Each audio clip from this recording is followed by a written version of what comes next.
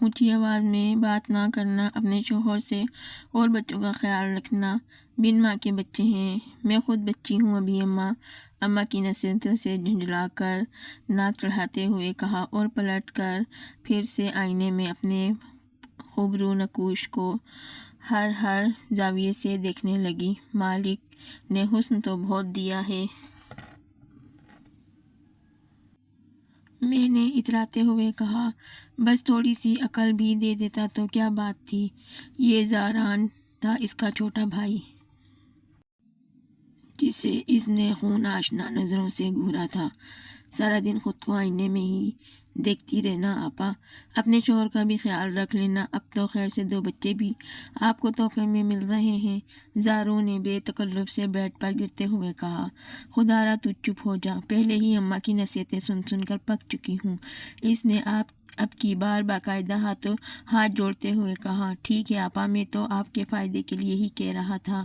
زاروں نے کندھے اچکا کر کہا، جاؤ دیکھو میرے شوہر آئے ہیں یا نہیں۔ اس نے ایک ادا سے زلفیں سنوارتے ہوئے زارون پر حکم صادق کیا تھا۔ زارون کی نہ چاہتے ہوئے بھی ہنسی نکل گئی۔ کیا ہے؟ وہ گھورنے لگی۔ آپا مجھے لگتا ہے انہوں نے اپنا ارادہ بدل لیا ہے، وہ کہہ کر جلدی سے باہر بھاگا، کیونکہ وہ جانتا تھا کہ اب گل کی چپل اس کی کمر کے پیچھے گرتے ہوئے باہر تک آنے والی ہے۔ 2 دن پہلے اس کا نکاح سادگی سے گھر میں ہی کر دیا گیا تھا، کسی رشتہ دار کے توسل سے۔ اماں بیچاری بیوہ تھی، دن رات پریشان ہوتی رہتی تھی کہ اسے رخصت کیسے کرے گی، جہیز کیسے بنے گا۔ اللہ نے اس کی سن لی تھی۔ ان کی ساری پریشانیاں ایک ہی بار میں ختم ہو چکی تھی جب شرفان خالہ نے رشتے کے متعلق انہیں بتایا۔ کیا 10 سال بڑا ہے، پھر تو بچے بھی ہیں، پھر تو شادی شدہ بھی ہوگا۔ اسے تقریباً ہارٹ اٹیک ہی آ چکا تھا۔ تیری مجھ سے کوئی دشمنی ہے خالہ؟ وہ لڑنے پر اتر آئی۔ تیری کمبخت، سن تو لے، بچے تو اس کے مرحوم بھائی کے ہیں، دونوں حادثے میں جان سے ہاتھ دھو بیٹھے تھے۔ اب بھائی کے بچے یتیم خانے میں تھوڑی دے گا، تو ایسے بول کیوں اتنی سی عمر میں مجھے ہارٹ اٹیک دیتی ہے خالہ؟ اور عمر کیا ہے، لڑکا عمر میں بڑا ہی ہوتا ہے، پھر جہیز کی بھی کوئی فکر نہیں۔ لڑکے نے ایک پائی لینے سے بھی انکار کر دیا ہے۔ بھلا بتاؤ اور کیا چاہیے؟ اماں ماموں سے صلاح مشورے کے بعد مان گئی۔ بھلا اور کیا چاہیے؟ یوں اس کا نکاح ہو گیا اور اماں کی ساری پریشانیاں ختم ہو گئیں۔ 2 دن کے بعد آج رخصتی تھی۔ وہ ٹشو کے آف وائٹ سوٹ میں ہلکا پھلکا میک اپ کیے حسین لگ رہی تھی۔ اماں صدقے واری جا رہی تھی۔ آج ان کا آنگن سونا ہونے والا تھا۔ ان کی آنکھیں بات بات پر بھیگ جاتی۔ جو بھی تھا وہ اماں کی لاڈلی تھی۔ ابا تو اسے یاد بھی نہیں تھے۔ اماں نے ہی سلائی کر کے اسے پڑھایا لکھایا تھا اور ساری خواہشات پوری کرتی آئی تھیں۔ یوں وہ اماں سے بہت سی نصیحتیں اور دعائیں لے کر رخصت ہو گئی۔ پہاڑ پر چڑھتے ہوئے اچانک اس کا پیر بری طرح سے مڑا اور وہ یقیناً گر جاتی اگر اسفندیار خان بھاری مردانہ ہاتھ سے اسے تھام نہ لیتے۔ چوٹ تو نہیں لگی؟ وہ متوجہ سی ہو کر اسے دیکھنے لگی۔ چوٹ لگی ہے؟ اس نے اس کی سمت دیکھتے ہوئے سوال دہرایا۔ لہجہ سپاٹ اور جامد تھا، ساتھ ساتھ بغور اس کا چہرہ جانچ رہا تھا۔ تکلیف سے اس کے چہرے کے نقوش بگڑ گئے تھے۔ وہاں تک چل سکتی ہو؟ اس نے سر اٹھا کر پہاڑی پر بنے اونچے گھر کو دیکھا اور پھر بے چارگی سے اسفندیار کو دیکھا۔ اسفند نے سگریٹ لبوں میں دبائی اور جھک کر اسے اپنے مضبوط بازو میں اٹھا لیا۔ وہ ایک دم سپاٹ ہو گئی۔ سینے میں کوئی بہت تیز سا شور مچنے لگا۔ وہ اس کے بہت قریب تھی۔ سگریٹ کے ساتھ ساتھ اس کے کلون کی تیز مہک اس کے نتنوں میں گھس رہی تھی۔ اس نے بے ساختہ گردن موڑ لی۔ اوپر پہنچنے تک اس کا سانس حلق میں ہی اٹکا رہا۔ رعو بابا، جمیلہ بی، سمندر خان سب کہاں ہیں؟ اسے اتارتے ہوئے اس نے ملازموں کو طلب کیا۔ آپ اسے دیکھیں، شاید اس کے پاؤں میں موچ آ گئی ہے۔ سمندر، تم گاڑی گیراج میں کھڑی کر دو۔ رعو بابا، آپ میرا یونیفارم نکال دیں، مجھے میز جانا ہے۔ سب پر حکم چلا کر وہ منظر عام سے غائب ہو گیا تھا۔ زرگل نے ساری کارروائی خاموشی سے دیکھی تھی۔ اسے جمیلہ بی کو فرسٹ ایڈ باکس लाते देखकर कहा, बस हल्की सी मोच आई है, चोट नहीं लगी बीबी जी, देखने तो दें। वो सुस्त रवि से चलते हुए सोफे पर जमी हुई जमीला बी ने इसके पाँव को हिला जुला कर देखा और मुतमईन सी कहने लगी, हल्की सी सूजन है बीबी। वो कहने लगी, कमरे में आराम करें, जब तक खानसामा खाना बना देगा तो फिर आपको बुला लेंगे। बाहर बहुत सर्दी है। सर्दी तो वाकई बहुत है। इसने कंधों पर शॉल दुरुस्त करी और मुलाजमा के साथ साथ चलने लगी। ये आपका कमरा है बीबी जी, आप आराम करें, शाम में आपको घर वगैरह दिखा दूंगी। इसने असबात में सर हिलाकर रजामंदी जाहिर की तो मुलाजमा चली गई। कमरे में मध्यम सी रोशनी थी। इसे तो वहशत सी होती थी अंधेरे से। इसने हाथ मारकर सारी लाइटें ऑन कर दी और दुपट्टा उतारकर बेड की पट्टी पर बैठ गई। बिलाशुबा इस शख्स के कमरे में इसी की महक आ रही थी। वो साइड टेबल पर बड़ी असफन की यूनिफॉर्म में मलबूस तस्वीर देखने लगी। इसे अनजानी सी खुशी और फ़ख्र महसूस हुआ था जब शरफा खाला ने इसे असफन की आर्मी में कमांडर होने की खबर सुनाई थी। बेगम साहिबा दरवाज़ा लॉक हुआ था। आ जाएं, इसने दुपट्टा कांधों पे फैलाया था। बेगम साहिबा, आपके लिए खाने में क्या बनाऊं? वो एकदम लाजवाब हो चुकी थी। अम्मा से वो कितनी फरमाइशें किया करती थी, अब जब कि इसके इख्तियार में है तो इसका दिल कुछ भी खाने को ना चाहा। इसे अचानक अम्मा की याद आने लगी। जो आपका दिल कर ले बना ले, मैं खा लूँगी। मुलाजमा कुछ देर रुकी और फिर सर हिलाकर चली गई। घर याद आते ही इसकी आंखें भर आ गईं। सारा जोश और वलवला झाग की तरह बैठ गया। हर शे से दिल उचाट हो गया। इसने बेड की पट्टी पर बैठे बैठे कुशन खींचा और सर रख कर लेट गई। इसके आंसू तकिए भिगोने लगे। एक 30 साल का मर्द, इसकी 2 जुड़वा बच्चे, इतनी बड़ी कोठी और ये नौकर चाकर इसके लिए सब दस्तरस में थे। जो कल तक एक लाबाली और शौक सी लड़की थी, आज बेगम साहिबा बन चुकी थी।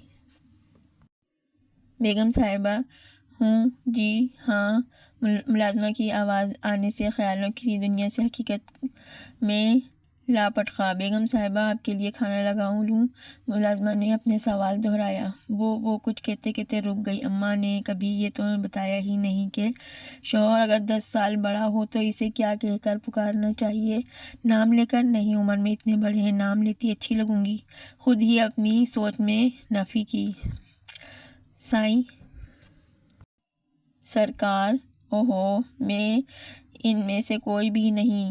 बेगम जी, मुलाजमा ने जाने क्या सोचकर बड़े प्यार से इसे फिर से पुकारा था। वो इन्होंने खाना खा लिया? इसने उंगलियां मोड़ते हुए झिझक कर पूछा। कौन साहब जी? वो तो चले गए जी। कहाँ गए? वो हैरान हुई। वो तो आपको बता होगा ना जी, मुलाजमा ने मासूमियत भरे जवाब देकर और दांत दिखाते हुए ज़ेरे लब बड़बड़ाई।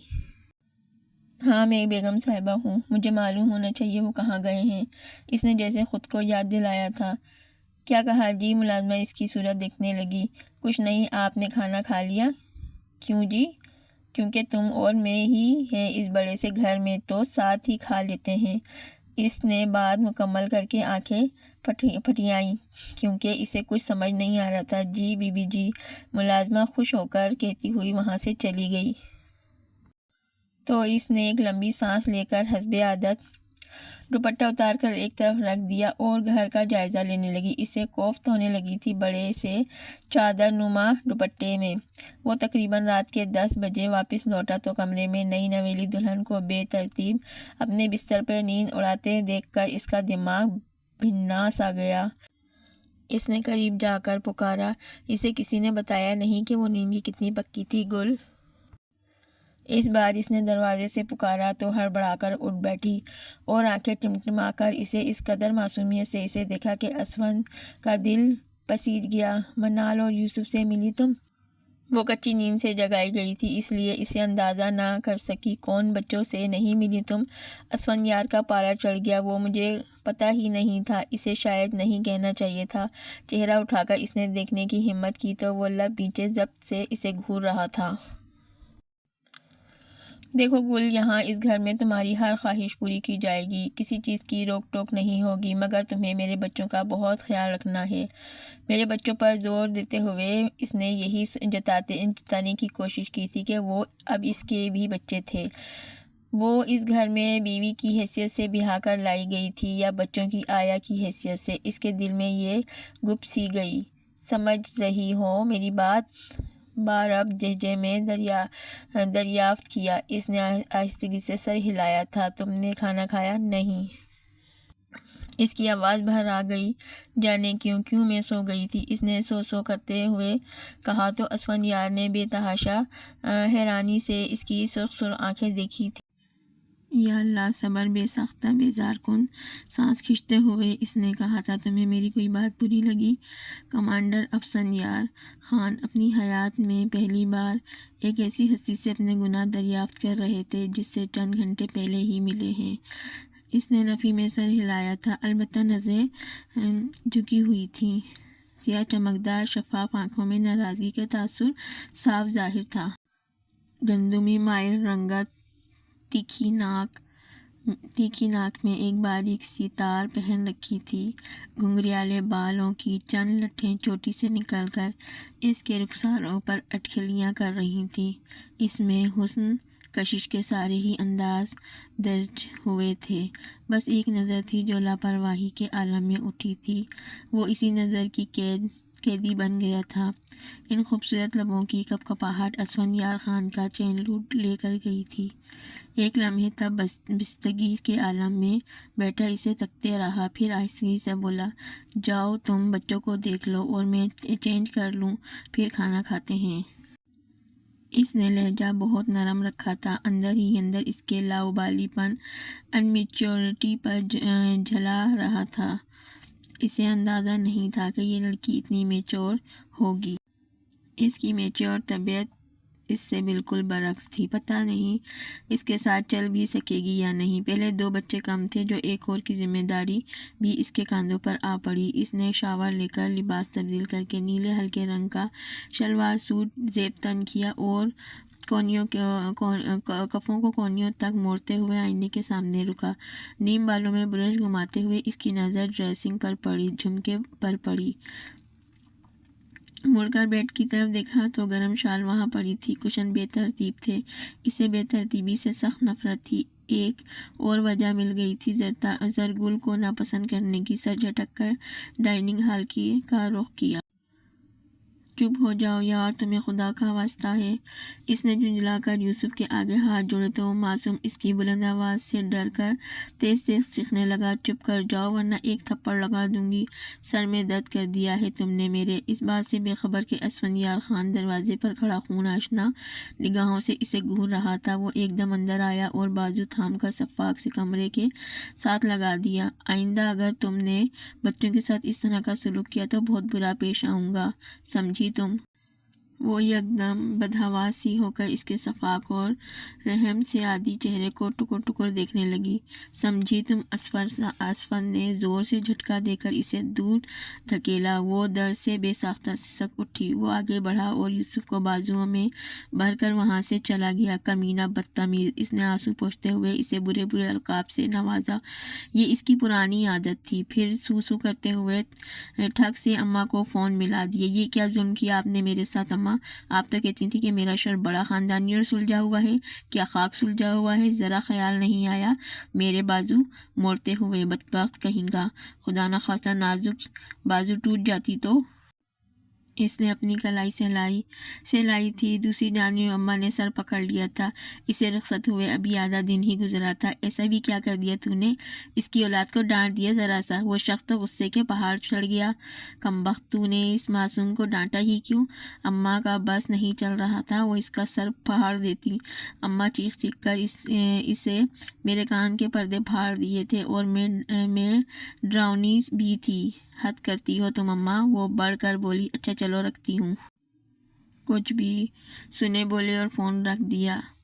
اب اس کی ہمت نہیں پڑ رہی تھی کہ وہ باہر جا کر اس شخص کا سامنا کرتی۔ اس کی عزت نفس کو یہ گوارا نہیں تھا۔ وہ بچوں کے کمرے میں ہی تکیہ درست کر کے لیٹ گئی۔ काफ़ी देर करवटें बदलने के बाद इसे नींद नहीं आई, भूख भी लग रही थी। मैं क्यों अपनी भूख कुर्बान करूं जब मेरी कोई गलती ही नहीं। वो एकदम से उठ बैठी। और मैं क्यों अपना कमरा छोड़ूं, वो कमरा मेरा भी तो है। आखिर को ब्याह कर खुद तो नहीं लाई गई हूँ। इसने शाल उठाकर कंधों पर लपेटी और बाहर निकली। हर तरफ खामोशी और अंधेरा था, गो के सब सो चुके थे, मगर सहन की लाइट जल रही थी। वो दबे कदमों से कमरे का दरवाज़ा खोलकर अंदर आई तो असफानियार अपने डबल बेड पर ख्वाब खरगोश के मज़े लूट रहा था। इसे बेहद गुस्सा आया। वो आगे बढ़ी, तकियाँ खींचकर लेट गई और कंफर्ट इतनी ज़ोर से खींचा कि असफन की आंख खुल गई। वो उठ बैठा और अपने पहलू में लेटे नाजुक वजूद को खा जाने वाली नज़रों से घूरने लगा, मगर ज़रगुल की सेहत पे कोई असर नहीं पड़ा। उठो यहाँ से। इसे नींद खुल जाने का गुस्सा था। क्यों उठूं?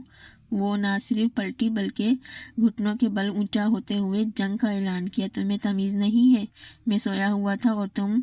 वो लब बीच कर रह गया। आपको तमीज़ नहीं है?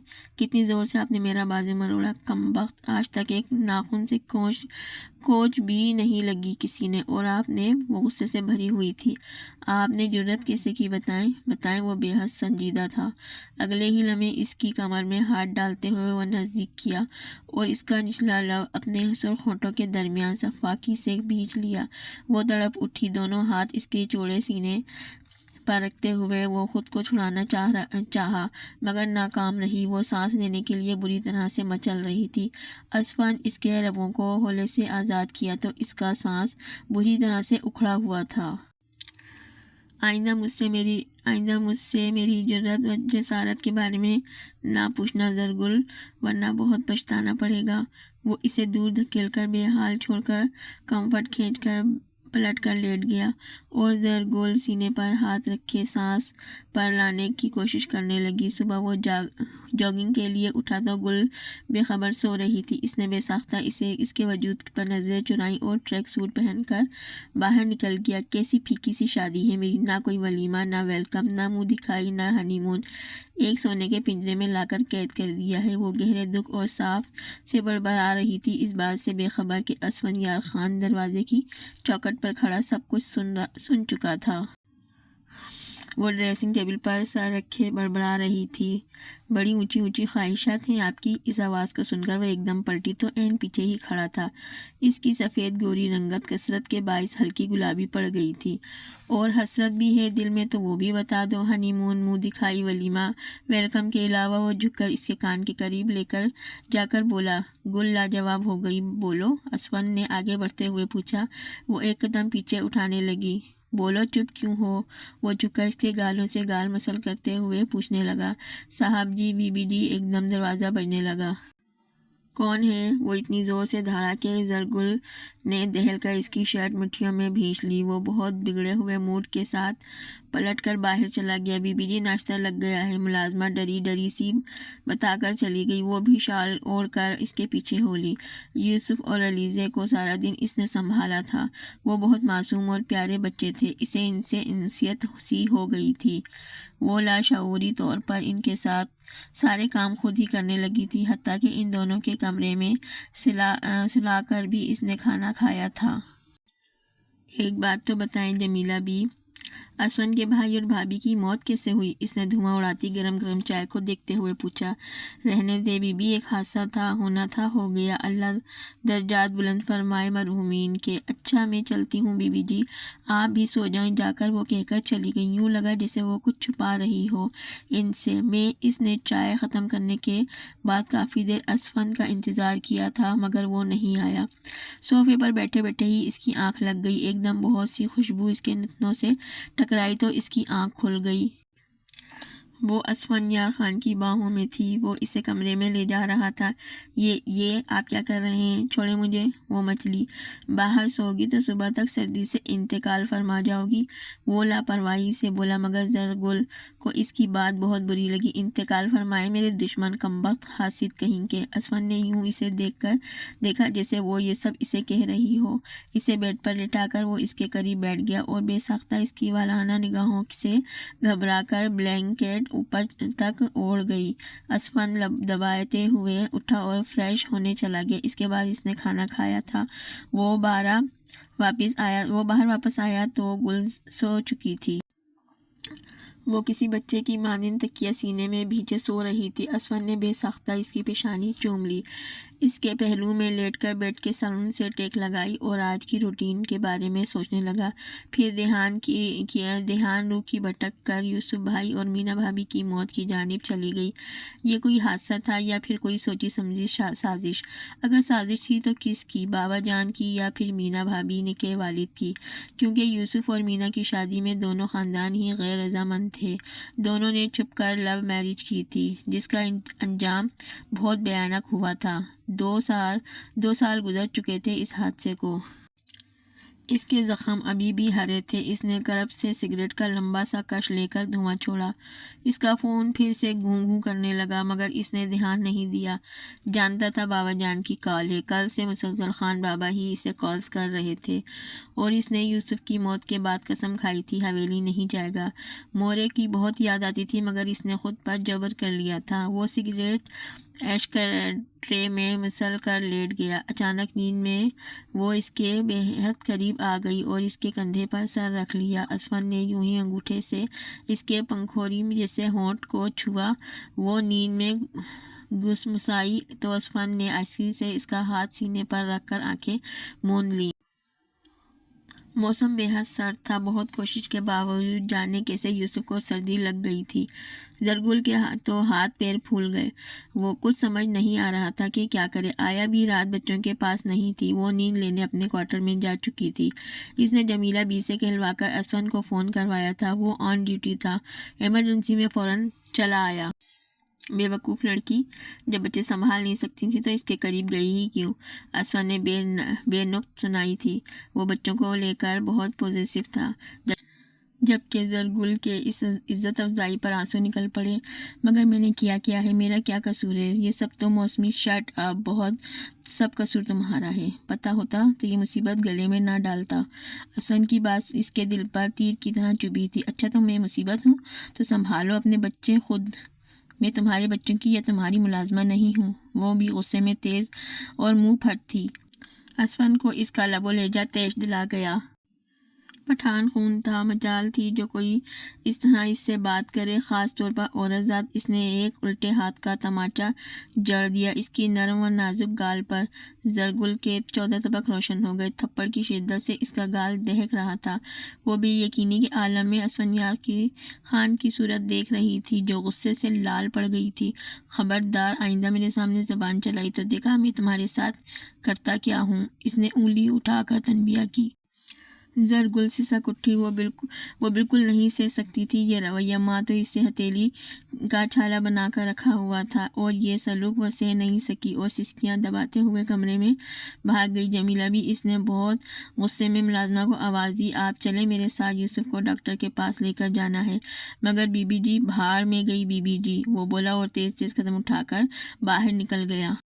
زرگل نے نہ کھانا کھایا تھا، نہ ہی کمرے سے باہر قدم رکھا تھا۔ رات اور اگلا پورا دن گزر چکا تھا۔ ملازمہ اسے بار بار بلانے آئی تھی، مگر وہ اس نے کچھ بھی کھانے پینے اور حتیٰ کہ یوسف کو بھی سنبھالنے سے انکار کر دیا تھا۔ وہ چند ہی دنوں میں ان سے کافی اٹیچ ہو گیا تھا۔ اسفند یار خان ڈیوٹی سے واپس آیا تو کمرہ صاف ستھرا تھا، جس کا مطلب تھا زرگل بی بی ناراض تھی۔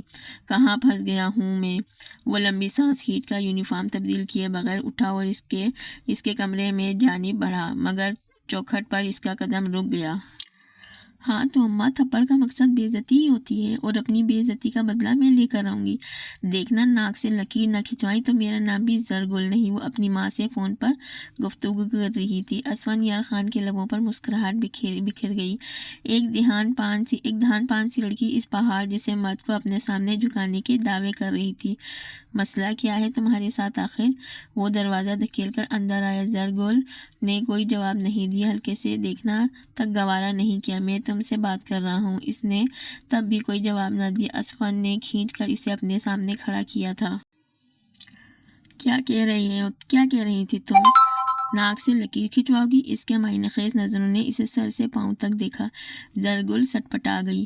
بتاؤ کہاں لکیر کھینچنی ہے، میں تیار ہوں۔ اسفند نے اس کی انگلی اس کے سینے پر گھمائی تو وہ لرز گئی۔ بتاؤ بھی۔ وہ بضد ہوا اور اس کی کمر میں ہاتھ ڈالتے ہوئے اپنے قریب لایا۔ زرگل کے چھکے چھوٹ گئے۔ آئندہ بڑی بڑی باتیں کرنے سے پہلے اپنی صحت دیکھ لینا، اس کے کانوں کی لوئیں لب سے چھوتے ہوئے بولا۔ زرگل نے سینے سے دوپٹہ مٹھیوں میں کھینچ لیا۔ آئندہ رات کے اس وقت نہ تم کسی سے فون پر بات کرو گی، کیونکہ یہ غیر اخلاقی حرکت ہے۔ لوگوں کے سونے کا وقت ہوتا ہے۔ دوسری بات، بچوں کا خیال رکھنا تمہاری اولین ترجیح ہے۔ اگر تم نے کوئی کوتاہی کی برتی تو یاد رکھنا بہت برا پیش آؤں گا۔ وہ ایک دم ظالم مردوں کی طرح پیش آیا تھا۔ زرگل کی آنکھیں بھیگ گئیں۔ کیا اس کی یہی حیثیت تھی؟ وہ ناراض بھی نہیں ہو سکتی تھی، نہ ہی شوہر پر کوئی حق جتا سکتی تھی، بلکہ وہ شوہر ہی تھا ہی کب؟ اسے تو بیوی کا درجہ دینا اور بچوں کی آیا ہی سمجھتا تھا۔ اب یہ بے دکھ کا ماتم کرنا بند کرو اور جا کر بچوں کو سلاؤ، کھانا کھاؤ، اس کے بعد کمرے میں آنا۔ اسفندیار خان حکم ساتھ کر وہاں سے چلا گیا۔ زرگل مٹھیاں بیچ کر رہ گئی۔ رات وہ غصے سے بچوں کے کمرے میں ہی سو گئی تھی۔ اسفندیار صبح تپی سی صورت لیے اس کا چہرہ دیکھ رہا تھا۔ وہ اس کی صورت انجوائے کرتے ہوئے خاموشی سے ناشتہ کر رہی تھی۔ مجھے لگتا ہے رات میری باتوں میں سمجھ نہیں آئی تھی۔ کون سی بات؟ وہ سکون سے بولی۔ اسفندیار خان نے بھویں تن گئی۔ میں نے تمہیں کمرے میں آنے کا کہا تھا۔ اس نے تحمل اور بردباری کا مظاہرہ کیا۔ نہیں، آپ نے مجھے بچوں کا خیال رکھنے کا کہا تھا، اور ویسے بھی میں تو آپ بچوں کی آیا ہوں نہ اس گھر میں۔ نہ آپ مجھے اپنی بیوی سمجھتے ہیں اور نہ میں آپ کو اپنا شوہر۔ اسفند نے بہت غصے سے اس کی کلائی کھینچی۔ تم مجھے غصہ دلا رہی ہو، اس کے سوا اور آتا ہی کیا ہے آپ کو؟ زرگل کا انداز چڑھا دینے والا تھا۔ وہ جبڑے بیچ کر رہ گیا، پھر اس کا ہاتھ جھٹکا اور کیپ اٹھانے لگا۔ اللہ حافظ کمانڈر صاحب، جلدی آئیے گا، آپ نے بیٹے کو چیک اپ کے لیے لے کر جانا ہے، اس نے جان بوجھ کر بلند آواز میں کہا تھا۔ اسفندیار نے خود کو صبر کی تلقین کی تھی اور کیپ پہنتے ہوئے جیپ کی جانب بڑھا۔ گل ڈاکٹر کے کیبن میں سے ضروری انفارمیشن لے کر باہر نکلی تو اسفندیار وہاں سے غائب تھا۔ یہ کہاں گئے؟ وہ سوچتی ہوئی ہاسپٹل سے باہر نکلی تو اسفندیار کسی عورت سے گفتگو کر رہا تھا۔ تم میرے ساتھ ایسا کیسے کر سکتے ہو؟ میں تمہاری منگیتر ہوں اسفندیار خان۔ تم نے مجھ سے شادی کا وعدہ کیا تھا، ہم محبت کرتے ہیں ایک دوسرے سے، تم یہ شادی کیسے کر سکتے ہو؟ وہ ایک دم رکی، اس کے سینے میں کوئی تیز تیر آ لگا، آنکھوں میں مرچیاں سی بھر گئیں۔ میں نے یہ شادی بچوں کی خاطر کی ہے صوفی۔ اسفندیار کے جواب نے اس کے رہے سہے اوسان بھی خطا کر دیے۔ وہ ڈگمگاتے قدموں سے خود کو سنبھالتے ہوئے آگے بڑھی اور ان کے سامنے سے گزر کر گاڑی کے قریب چلی گئی۔ وہ دونوں بری طرح چونکے اسے دیکھ کر۔ بچے اس کے ماں کے حوالے کر دینے تھے نا؟ شرم آنی چاہیے تمہیں، چھپ کر شادی کرتے ہو۔ بچوں کا تو بہانہ ہے، دراصل گل مینا کی خوبصورتی پر تم دونوں بھائی زوفشاں وہ دھاڑا تھا۔ اب وہ اسے کیا بتاتا؟ اس ایکسیڈنٹ میں نہ صرف اس کا بھائی بلکہ اس کی بیوی بھی جان سے ہاتھ دھو بیٹھے ہیں۔ خان بابا تو بچوں کی شکل تک دیکھنا نہیں چاہتے تھے، تو اسفندیار انہیں سچ کیسے بتاتا؟ زوفشاں پھر بھی ناباز آ رہی۔ چچی جان کی طبیعت خراب ہے، وہ ہاسپٹل میں ہے، زوفشاں نے پریشانی میں ڈال دیا، مگر اسفندیار نے ظاہر نہیں ہونے دیا۔ میں خان بابا کو تمہاری حرکت کے بارے میں ضرور آگاہ کروں گی، بلکہ خان بابا کو کیا پورے خاندان میں تمہاری حرکت بتاؤں گی۔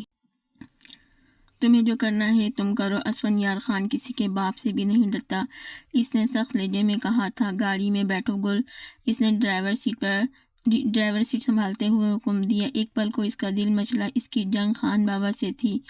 مورے تو بیچاری بے قصور تھی، انہیں کس بات کی سزا مل رہی تھی؟ مگر وہ سختی کا لبادہ اوڑھے گاڑی سٹارٹ کرنے لگا، یہ جانے بغیر کہ برابر والی سیٹ پر برجمان زرگل نے اپنے آنسو کس طرح کنٹرول کیے تھے۔ گل، وہ چونک گئی، تو گل مینا ہے یہ؟ گل مینا پر دل آ گیا تو بچوں کا بہانہ لگا دیا۔ چھوڑوں گی نہیں تمہیں اسفندیار، نہیں چھوڑوں گی، میرا نام بھی گلفشاں ہے۔ وہ جبڑے بھیجتے ہوئے بڑبڑانے لگی۔ پوری رات اس کو نیند نہیں آ سکی تھی، اتنی ہی محبت تھی دونوں کے درمیان، تو اسفندیار نے شادی کیوں کی؟ وہ بھی سب سے چھپ کر۔ زوفی تو ان کے خاندان کی لڑکی تھی، کزن بھی تھی، وہ تو اس کے بھائی کی اولاد کو اچھے سے سنبھال سکتی تھی۔ 100 سوال تھے جس کا جواب صرف اسفندیار خان کے پاس تھا۔ جب تک ان سوالوں کے جواب نہ مل جاتے اسے چین نہیں آیا تھا۔ وہ دوپٹہ سینے پہ پھیلا کر کمرے میں آئی۔ آپ نے مجھ سے شادی کیوں کی؟ اسفندیار خان خود بھی بہت ڈسٹرب تھا، رات کے اس پہر بھی کثرت سے سگریٹ نوشی سے باز نہیں آ رہا تھا۔ اس کا سوال سن کر رگیں تن گئیں۔ یہ سوال بھی تم یہ سوال بھی تم سے بھی کر سکتا ہوں، تم نے مجھ سے شادی کیوں کی؟ تمہارے پاس تو آپشن تھا، انکار کر دیتی۔ آپ میرے سوال کا جواب دیں، آپ کے پاس بھی آپشن تھا شادی نہ کرنے کا، آپ نے کیوں نہیں کی؟ اس کی آواز بلند تھی، وہ چلتے ہوئے اس کے نزدیک آ گئی۔ اسفندیار خان نے کوئی جواب نہیں دیا۔ تم پہلے میرے سوال کا جواب دو۔ سگریٹ مسلسل اس کے ہاتھ میں سلگ رہی تھی۔ آپ میرے سوال کا جواب دیں۔ اسے بھی غصہ آ گیا، اس نے سگریٹ چھینی۔ حد میں رہو اپنی۔ اسفندیار خان نے تیش میں آ کر سگریٹ چھین کر اس کی ہتھیلی پر ہی پیوست کر دی۔ وہ تڑپ اٹھی۔ تمہیں کس نے اجازت دی کہ تم مجھ سے سوال کر سکو؟ اگر تم اتنی ہی اعلیٰ شخصیت اور اصول پرست ہوتی تو کیوں کرتی مجھ سے شادی؟ میں بتاتا ہوں تم نے مجھ سے شادی کیوں کی۔ میری آسائشیں دھن دولت کو دیکھ کر کی ہیں، اس لیے تو 2 بچوں پر بھی کمپرومائز کر لیا۔ وہ غصے میں زہر اگل رہا تھا، زرگل اس کے دیے گئے زخم اور لفظوں کی چوٹ سے مسلسل برستی آنکھوں سے اس کے ستم کو دیکھتی رہی۔ بہت گھٹیا ہو آپ، وہ جانے کے لیے پلٹی تھی، مگر اسفندیار خان لفظ سن کر بے قابو ہو کر اس کی بازو مروڑ کر کمر سے لگا چکا تھا۔ تمہارا مزاجی خدا ہوں، اگر آئندہ زبان درازی کی تو گلا دبا کر یہیں پہاڑوں میں گاڑ دوں گا۔ وہ اسے جھٹکے سے بیڈ پر دھکیل کر کمرے سے نکل گیا۔ آپ کے بیٹے نے اپنی جوان خوبصورت منگیتر کو چھوڑ کر بھائی کی بیوہ سے شادی کر لی ہے چچی جان، دونوں اپنی زندگی میں خوش ہیں۔ کوئی پتہ نہیں یوسف کو اب اسفندیار نے ہی گل مینا کے ساتھ مل کر قتل کرایا ہو۔ نہیں زوفشا، نہیں، نوری بی بی تڑپ کر بولی، میرا اسفند ایسا مر کر بھی نہیں کر سکتا، وہ تو پہلے ہی ایک بیٹے کے غم سے نڈال بستر سے لگ چکی تھی۔ زوفشا نے شادی کی خبر دے کر انہیں پریشان کر دیا تھا، اب مسلسل آنسو بہا کر اپنی باتوں سے انہیں اذیت پہنچا رہی تھی۔ میں بتا رہی ہوں چچی، گل مینا نے میرا ایک کزن تو چھین لیا ہے مجھ سے، مگر اب میں اپنا منگیتر چھیننے نہیں دوں گی اسے۔ آپ کچھ کریں یا نہ کریں، میں خان چاچا کو بتا کر رہوں گی۔ نہیں صوفی، رکو میری بچی، تم اس وقت صدمے میں ہو، جاؤ شاباش، آرام کرو اپنے کمرے میں، اور یہ بات کسی سے نہ کہنا، میں خود خان آئیں گے تو ان سے بات کروں گی۔ جی چچی جان، وہ سکون سے آنسو پوچھتے ہوئے بولی۔ جاتے ہوئے زرشالہ کو میرے کمرے میں بھیج دینا۔ زر بی بی بیڈ سے ٹیک لگاتے ہوئے آنکھیں موندی۔ زوفشا کے چہرے پر فاتحانہ مسکراہٹ تھی۔ اب آئے گا اونٹ پہاڑ کے نیچے۔ آج زوفی نے آ کر چچی جان کو اسفندیار خان کی خفیہ نکاح کے بارے میں سب بتا دیا ہے۔ وہ تو پہلے ہی دل کی مریضہ ہیں۔ اماں زوفی نے یہ اچھا نہیں کیا۔ کیا سمجھائیں نا اس کو؟ آپ پتہ نہیں چھوٹے خان سنیں گے تو کیا رد عمل دیں گے؟ وہ ماں سے فون پر اپنی پریشانی کہہ رہی تھی۔ تمہیں اپنی بہن کا دکھ نہیں نظر آتا زرشالہ؟ افسن نے دھوکہ دیا ہے میری بیٹی کو، اس کے ساتھ ایسا ہی ہونا چاہیے، اماں بیگم بے رحمی سے کہنے لگیں، اور اپنے شوہر کو ذرا کنٹرول میں رکھو زرشار، ایک شوہر نہیں سنبھالا جاتا تم سے، کب تک ڈر ڈر کر جیو گی اس سے؟ اب کیسی باتیں کر رہی ہیں اماں، میں بھلا ایک مرد کو کیسے کنٹرول کر سکتی ہوں زرشالہ؟ کیا کسی دوسرے کو بھی مجال دو اب خان کے سامنے زبان کھولنے کی؟ جب سے اس نے جرگے میں فیصلے لینے شروع کیے ہیں سب ہی لوگ اس کے روب سے دبتے تھے۔ ارے میری بچی، تم نے تو بالکل ہی اسے کھلے سانڈ کی طرح چھوٹ دے رکھی ہے، میں نے دیکھا ہے، ذرا بھی فوقیت نہیں دیتا تمہیں، ہر وقت ماں کے قدموں میں پڑا رہتا ہے۔ ذرا اپنی محبت سے اس کا دل جیتنے کی کوشش کرو، اپنے قدم مضبوط کرو اس گھر میں، کل کو زوفی نے بھی بیاہ کر اس گھر میں جانا ہے، تم تو اپنے حق کے لیے آواز نہیں اٹھاتی تو بہن کے لیے کیا ہی کرو گی؟ اماں بیگم یہ بات اسے 20 بار سمجھا چکی تھی، مگر مجال ہے جو دوراب خان کے سامنے وہ ذرا بھی ہمت کر پاتی ہو، اگر اس کی غیر موجودگی میں تو وہ کھل کر سانس لے پاتی تھی، پیار محبت تو بہت دور کی بات تھی۔ دراصل اس کا رعب اور دبدبہ ہی اتنا تھا کہ اس کی ہر بات اسے حکم کی طرح لگتی کہ بس فوراً غلام کی طرح حکم بجا لاتی۔ کئی بار تو دوراب خود بھی زچ ہو جاتا، پھر مورے کی پسند سمجھ کر اسے نظر انداز کر دیتا، چونکہ وہ مورے پر جان چھڑکتا تھا۔ زرش دوراب نے کمرے میں داخل ہوتے ہوئے عادت کے مطابق اسے آواز لگائی تھی، اور وہ ہڑبڑا کر اسی طرح اپنی بدحواس باساختہ ہو کے اماں کو خدا حافظ بھی نہ کہنا بھول گئی۔ جی فوراً بیڈ سے اٹھ کھڑی ہوئی، مورے کو دوا کھلائی اس نے، گھڑی اتار کر ڈریسنگ پر رکھتے ہوئے سرسری سا پوچھا تھا، मगर जरशाला का सर झुका देखकर दोराब खान की सफ़ेद गोरी रंगत सुर्खी माइल होने लगी। बेवकूफ़ लड़की, कितनी बार समझाया है, फ़ोन पर गैर ज़रूरी गुफ्तगू से परहेज़ किया करो।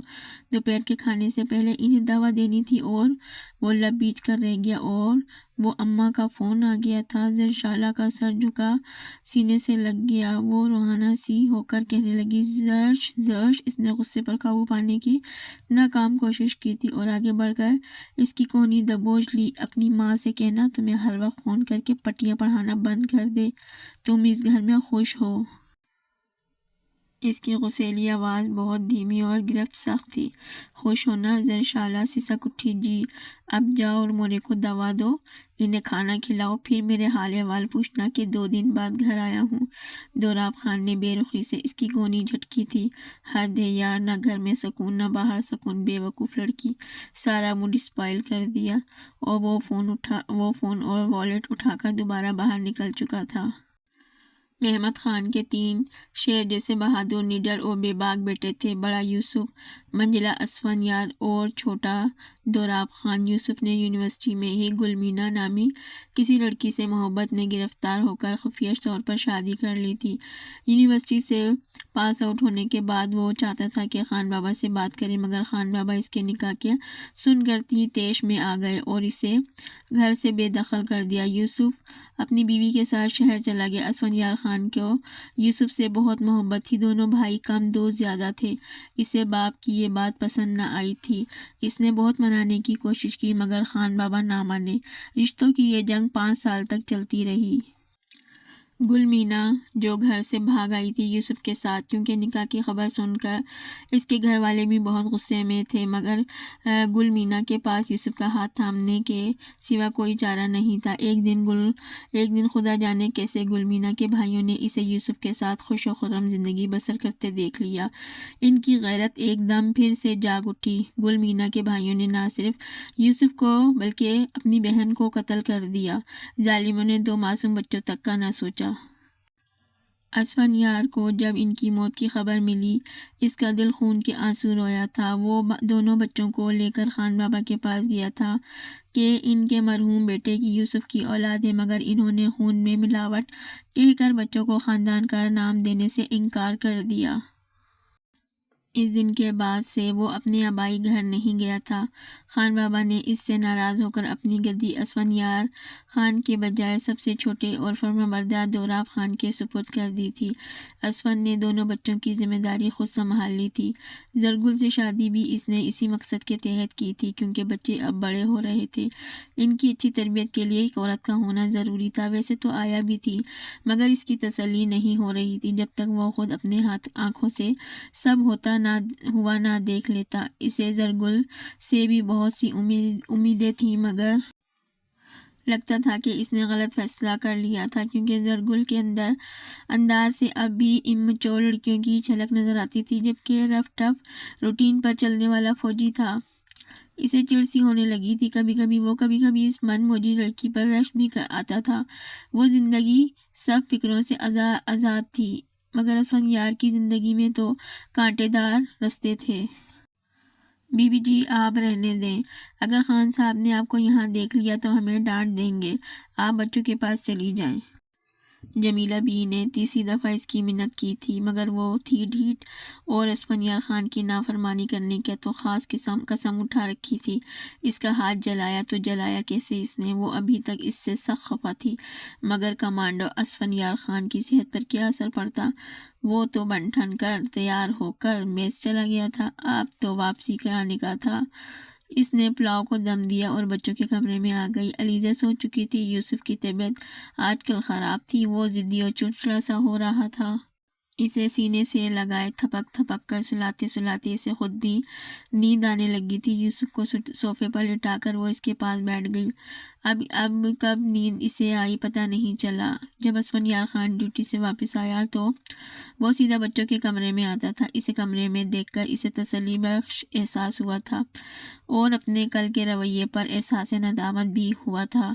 कल वो बहुत रूठ हो गया था। इसे अपनी हरकत पर अफसोस होने लगा।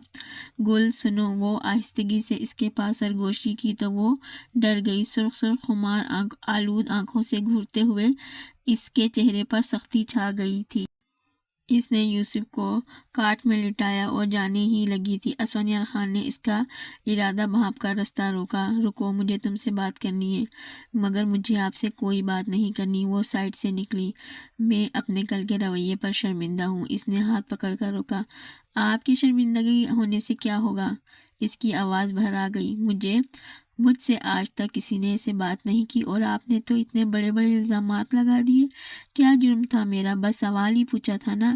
اور وہ رو گئی۔ اتنی جلن آپ کے دیے ہوئے زخم سے نہیں ہوئی جتنی ہاسپٹل کے باہر آپ دونوں کی باتیں سن کر ہوئی۔ اس نے تیزی سے ہاتھ چھڑایا۔ زرگل، تم غلط سمجھ رہی ہو۔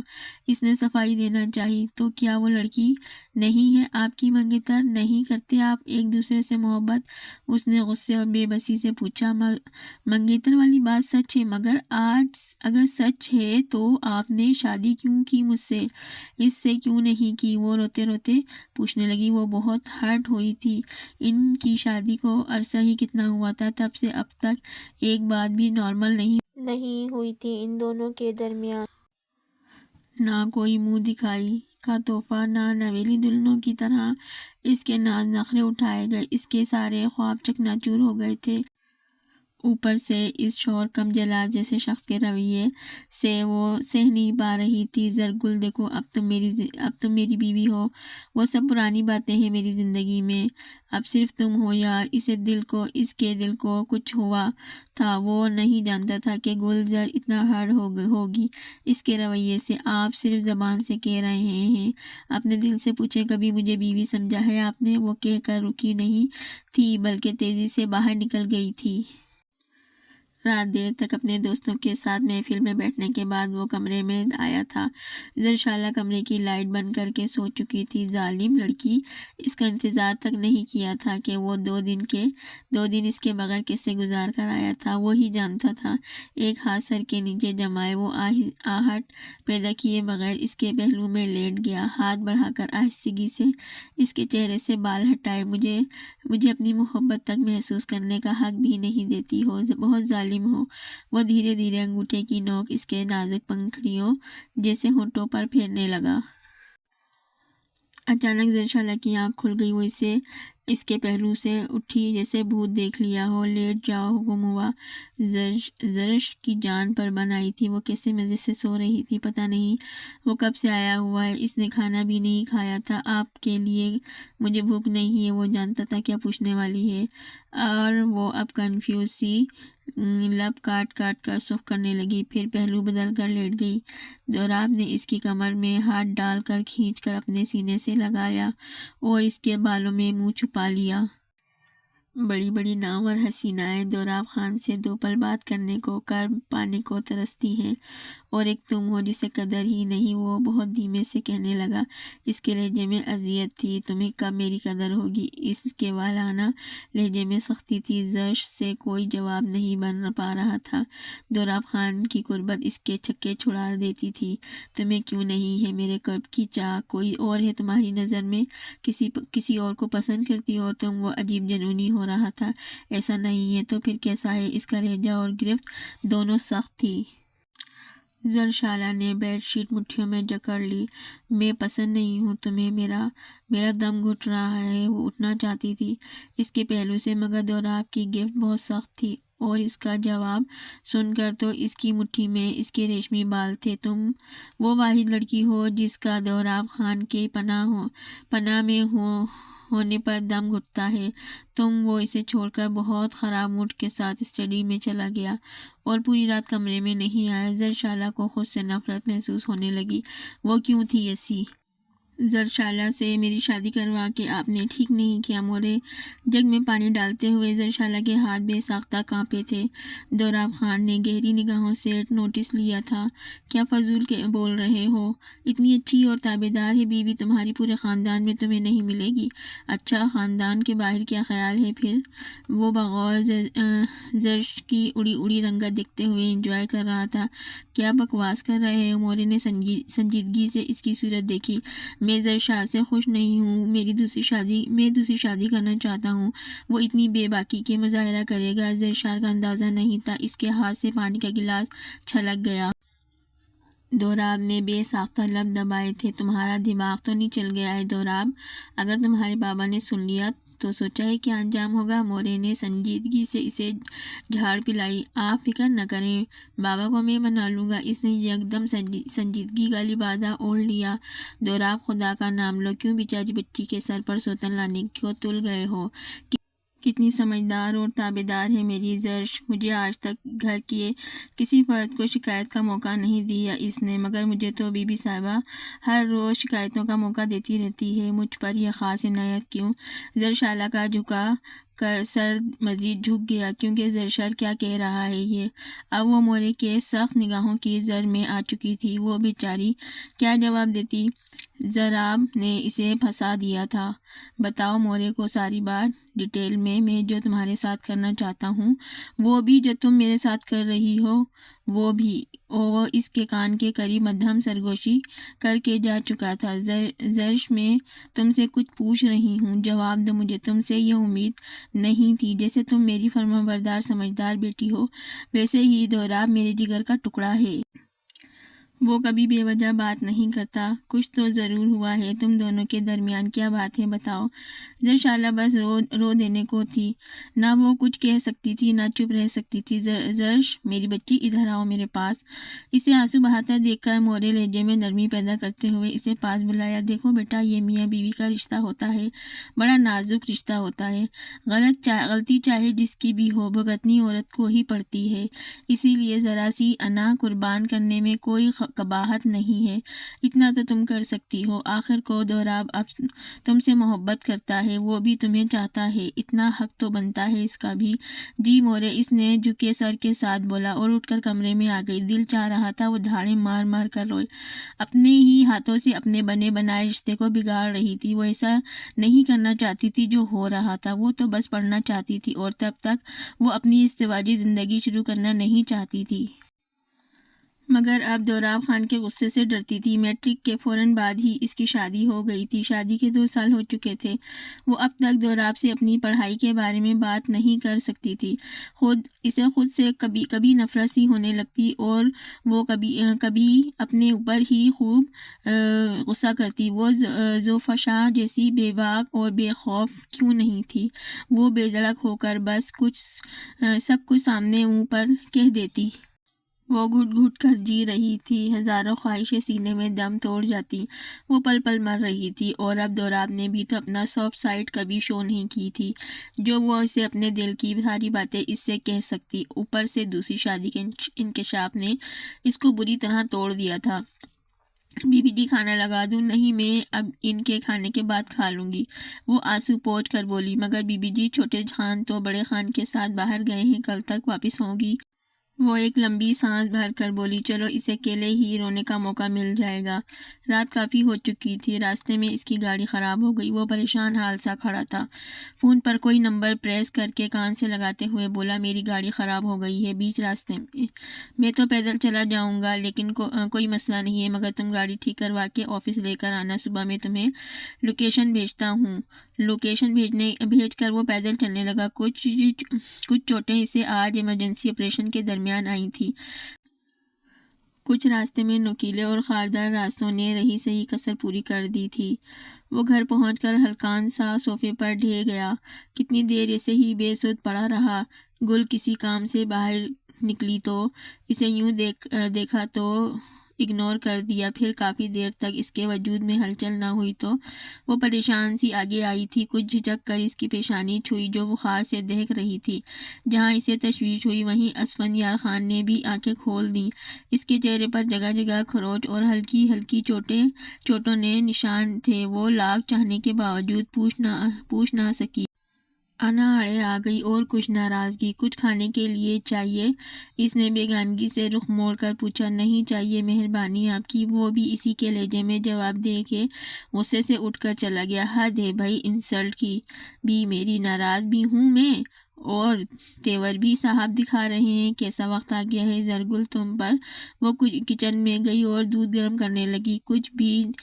کچھ بھی تھا، وہ اتنی سخت دل نہیں تھی، جان بوجھ کر اگنور بھی نہیں کر سکتی تھی۔ دودھ اور ٹیبلٹ رکھ کر جا رہی ہوں، پی لینا، وہ احسان کرنے کے انداز میں کہہ کر سائڈ ٹیبل پر دودھ رکھ کر چلی گئی۔ اسفندیار نے اس کے جانے کے بعد آنکھوں سے بازو ہٹا کر دیکھا تو عقل تو اس میں بھی بہت تھی۔ وہ جب زرگل اپنے ہاتھوں سے اسے ٹیبلٹ نہ کھلا دیتی وہ کھانے والا نہ تھا۔ وہ دوبارہ لیٹ گیا۔ زرگل نے چند منٹوں بعد کمرے میں جھانکا تو اس کا پارا ہائی ہونے لگا۔ آپ خود کو سمجھتے کیا ہیں؟ میں ملازم ہوں آپ کی؟ ایک تو میں آپ سے ناراض ہوں، اس کے باوجود میری دریا دلی دیکھیں، دودھ گرم کر کے لائی ہوں آپ کے لیے۔ آپ نواب کے نخرے ختم ہی نہیں ہو رہے۔ اسفندیار خان مسکرائے بغیر نہ رہ سکا، مگر اس نے ظاہر نہیں کیا۔ احسان کرنے کی ضرورت نہیں ہے مجھ پر، لے جاؤ دودھ کا گلاس، وہ جان بوجھ کر آہستگی سے بولا۔ زرگل کا دل پگھل گیا۔ ایسی حالت میں اس کو اسفند کے ساتھ جھگڑا نہیں کرنا چاہیے تھا۔ میں کوئی احسان نہیں کر رہی ہوں، بس فکر ہو رہی تھی اس لیے، وہ ہولے سے بولی۔ اسفند نے آنکھوں سے ہاتھ ہٹا کر دیکھا، روب سے اس کے آگے ہاتھ پھیلایا۔ زرگل تو اس کے تیور دیکھتی رہ گئی۔ اس نے خشمگین نگاہوں سے گھورتے ہوئے اس کے ہاتھ پر ٹیبلٹ رکھ دی۔ جاؤ یہاں سے، جھگڑا کرنے کا موڈ نہیں ہے بھی میرا، سر میں درد ہو رہا ہے میرے۔ ہوں، بلا وجہ کے ڈرامے، وہ منہ چڑھاتے ہوئے بولی اور اپنے کمرے میں چلی گئی۔ واقعی اس کے سر میں درد ہو رہا ہوگا بیچارہ، وہ بے چین ہوئی تھی۔ سر دبا دوں آپ کا؟ وہ دوبارہ کمرے میں آئی تھی۔ اسفندیار نے بے ساختہ مسکراہٹ چھپانے کے لیے رخ موڑ لیا۔ آپ کی تشریف آوری کا مقصد؟ انتہائی سنجیدگی سے پوچھنے لگا۔ وہ سر دباؤں اگر زیادہ درد ہو رہا ہے تو؟ زرگل کنفیوز ہو کر بولی۔ وہ مخصوص لہجے انکار کر اسے جگہ دی تھی۔ دل ہی دل میں حیرت زدہ اور خوش بھی تھا۔ اسے اندازہ نہیں تھا کہ زرگل اندر سے اتنی نرم دل اور احساس کرنے والی ہوگی۔ وہ آہستگی سے اس کا سر دبانے لگی۔ اسفند کو اس کی موجودگی میں نیند نہیں آ سکی، مگر زرگل اس کا سر دباتے دباتے وہیں سو چکی تھی۔ پاگل لڑکی! اسفند نے کن آنکھوں سے اسے دیکھا تھا، اس کے سر کن کے تکیہ رکھتے ہوئے کمفرٹ اڑا دیا۔ وہ اگلے دن شام کو تھکا ہوا واپس آیا تھا۔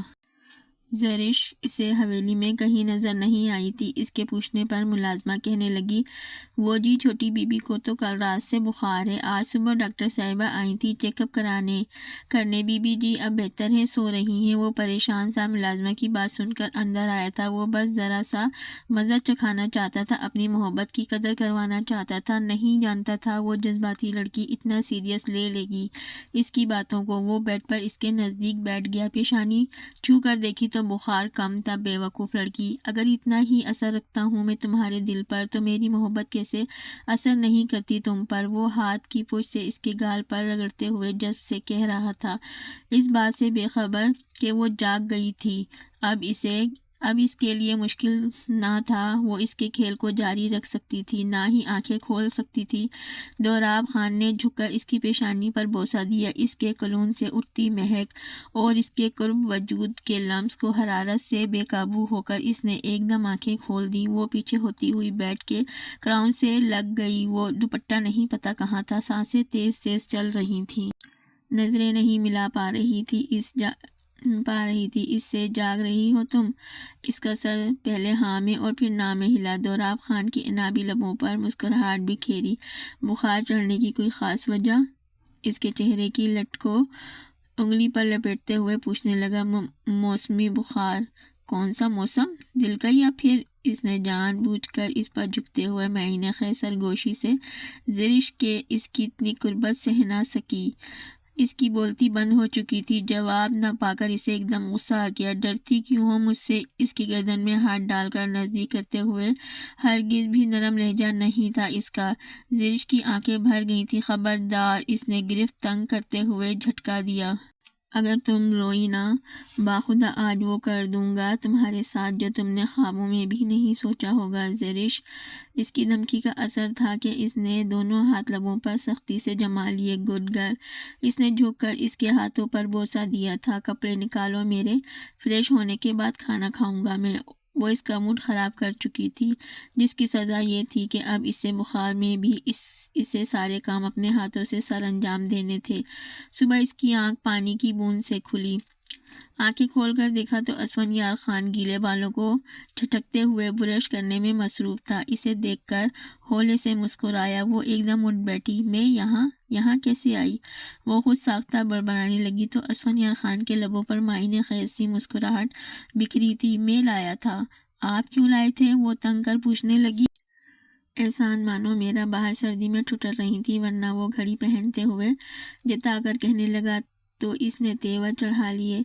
कम्फर्ट दूर फेंक कर तेजी से उठी। असफन ने लपक कर इसकी कलाई थाम ली। I am sorry. वो हकीकतन पेशमा था। हाथ छोड़े मेरा। आपकी सॉरी की मेरे लिए कोई मायने नहीं रखती। वो मुंह फेर कर कहने लगी। इतनी अकड़ किस बात की तुम में? वो कलाई छटक कर बोला। सख्त लहजे में जरगुल इसे घूर कर रह गई। असफंयार खान ने इसकी कलाई को झटका दिया तो वो खींची चली आई। बात सुनो, अगर खान तुमसे माफ़ी मांग रहा है तो इसका मतलब है तुम्हें इम्पोर्टेंस दे रहा है, तुम्हारी कोई वैल्यू है इसकी नज़र में। ओ, वो इसकी आंखों में देखते हुए जज्ब से इस्तेकाम जताते हुए कह रहा था। जरगुल नज़रें चुरा गई। असफन खान या राहतों के प्याले में इसका चेहरा कैद करते हुए इसकी पेशानी चूमी थी। बीबी जी खान जी, नाश्ता तैयार है। मुलाजमा की आवाज़ सुनकर वो फ़ौरन इससे दूर हुई थी। असफन डाइनिंग टेबल की तरफ बढ़ा था। वो भी फ्रेश होने के बाद बच्चों के कमरे की तरफ बढ़ी। इसे इतनी केयर करता देखकर असफंयार खान अंदर तक सरशार होने लगा।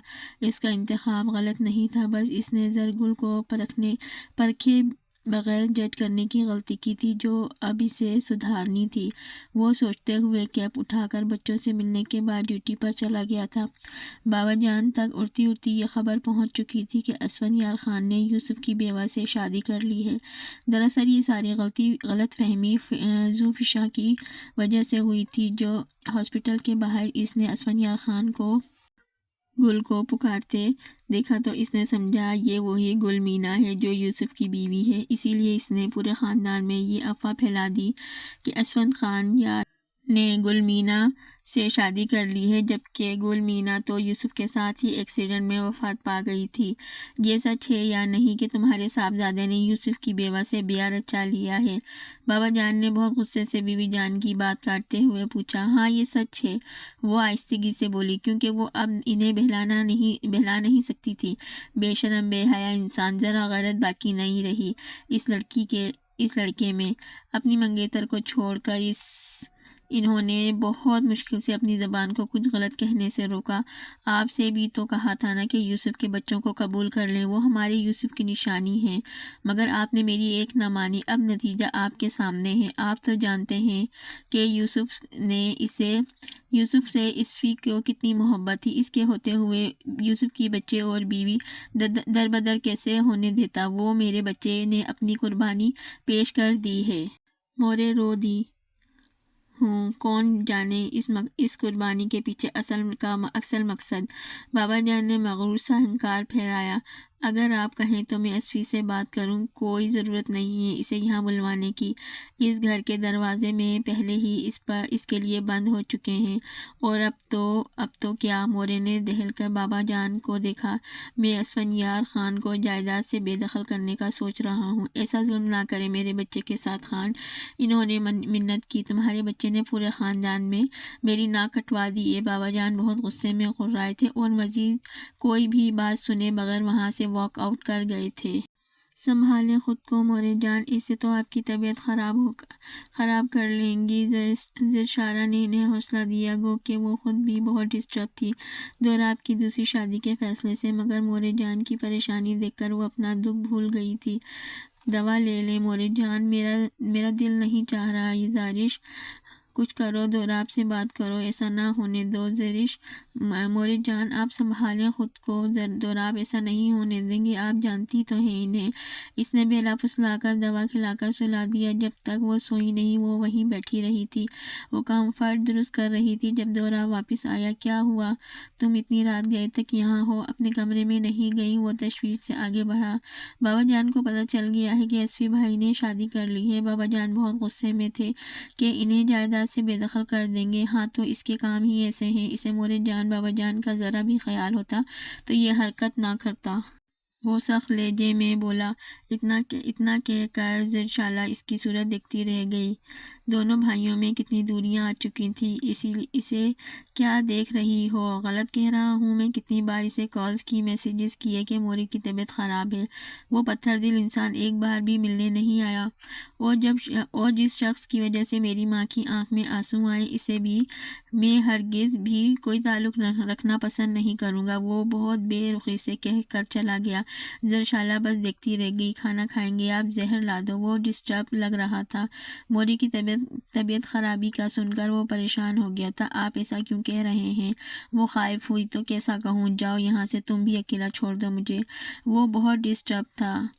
اب اس وقت اس کی موجودگی بھی برداشت نہیں ہو رہی تھی۔ آپ مجھ پر کس بات کا غصہ نکال رہے ہیں؟ اسے اچھا نہیں لگا تھا۔ دوراب نے ایک دم اسے دیکھا۔ اس نے پہلی بار اسے رویے کا شکوہ کیا تھا۔ کس بات کا غصہ نکال رہا ہوں؟ تمہیں نہیں پتا؟ تم نے بھی کم نہیں دل دکھایا میرا۔